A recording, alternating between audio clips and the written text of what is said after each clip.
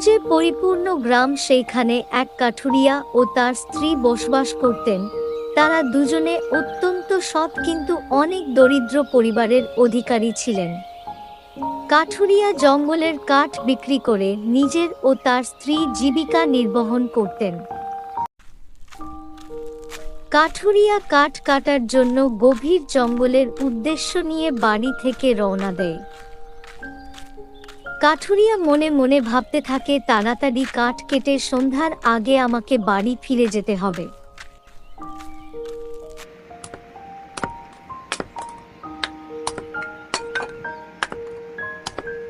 কাঠুরিয়া মনের আনন্দে গভীর জঙ্গলের ভেতর কাঠ কাটতে থাকে। তার কিছুক্ষণ পরে বাড়ি ফিরবে বলে মনে করল কাঠুরিয়া। সন্ধ্যা হওয়ার আগে কাঠুরিয়া কাঠের বোঝা মাথায় তুলে বাড়ির দিকে রওনা হয়।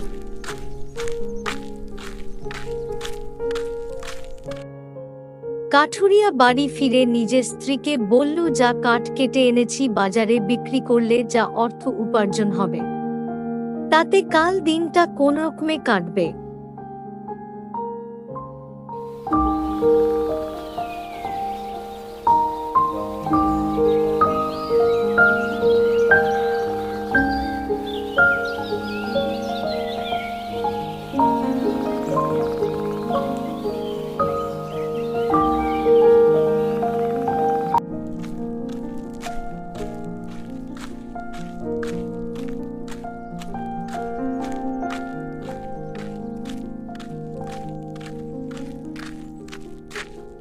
কাঠুরিয়া ভালো গাছের সন্ধান করতে করতে এক নদীর ধারে এসে একটি গাছ দেখতে পায়।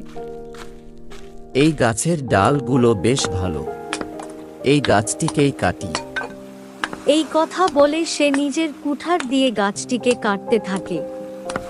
গাছ কাটতে কাটতে তার কুঠারটা হাত ফসকে হঠাৎ নদীর জলে পড়ে যায়।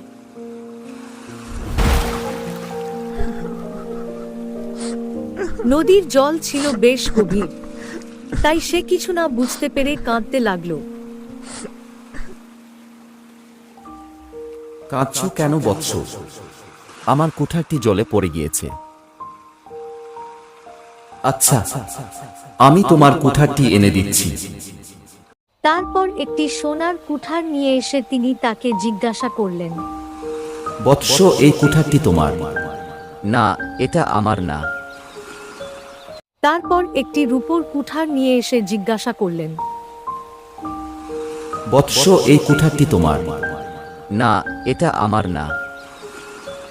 তারপর কাঠুরিয়ার জলে পড়ে যাওয়া কুঠার তিনি এসে জিজ্ঞাসা করলেন, বৎস, এই কুঠারটি তোমার? হ্যাঁ, এই কুঠারটি আমার।